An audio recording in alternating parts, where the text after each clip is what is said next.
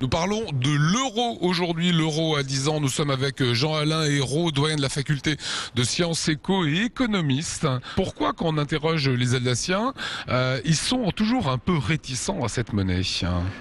Donc je ne suis pas sûr que les Alsaciens le soient particulièrement. Il doit y avoir des régions en France où on l'est plus qu'en Alsace. Je pense que les Alsaciens savent les avantages énormes que donne la possibilité de cette monnaie unique.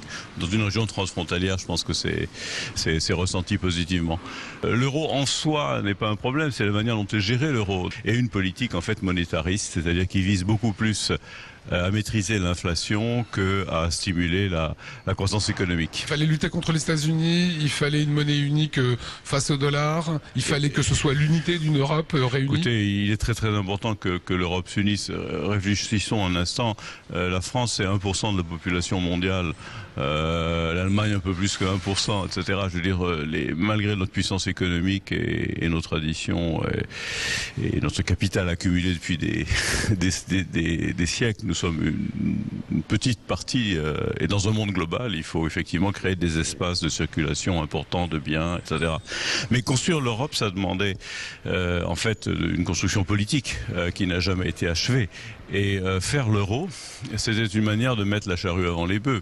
C'était sur le plan strictement économique, si j'en crois mes collègues macroéconomistes spécialistes de la monnaie, c'est une incohérence économique de créer l'euro sans créer l'union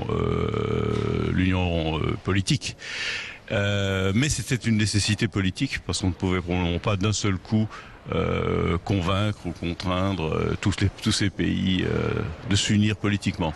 L'Europe et le monde d'ailleurs vivent une crise très importante, notamment depuis 2008.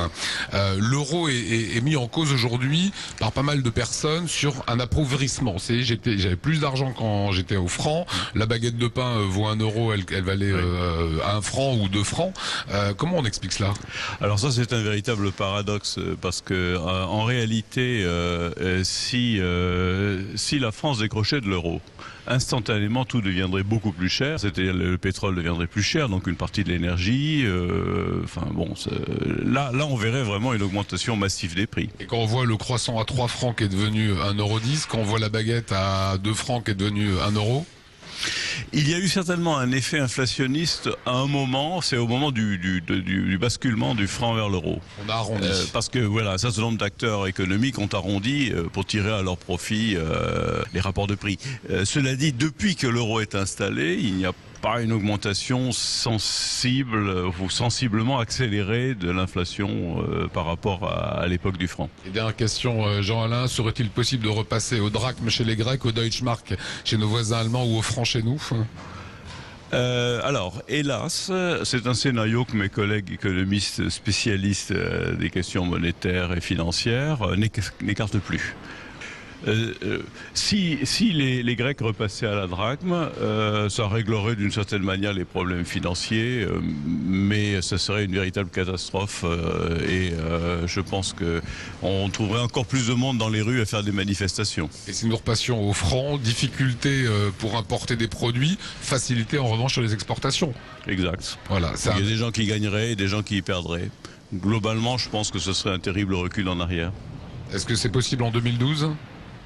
C'est un scénario, je le crois pas très probable, mais il existe. Voilà, merci Jean-Alain pour votre accueil.